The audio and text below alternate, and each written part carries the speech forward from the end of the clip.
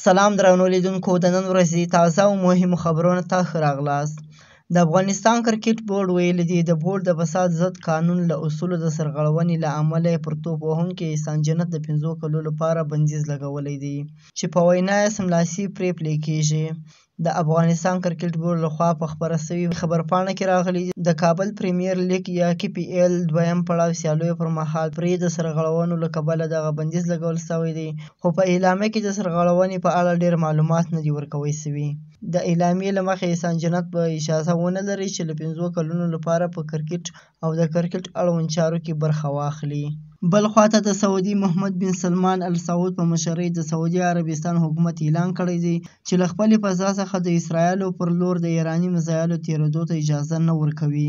سعودي ایران ته خبرداری ورکړی دی چې زموږ له فضا څخه دې لرې واوسي.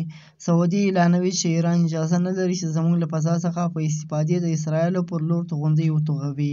همداراز په افغانستان کې د ملي سرود د طالبانو د بندیز سربیره کابل کې یو خصوصي طبي پوهنتون د فارغېدو غونډو پر مهال زده کوونکو د افغانستان ملي سرود غږولی دی او ویلي دي دا د افغانستان ملي سرود دی.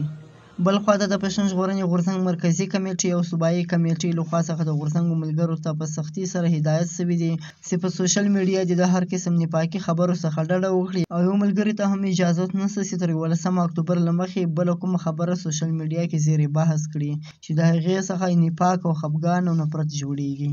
دا و د نن ورځې تازه او مهم خبرونه. سبا نیوز سبسکرایب کړئ او له نورو ملګرو سره هم شیر کړئ.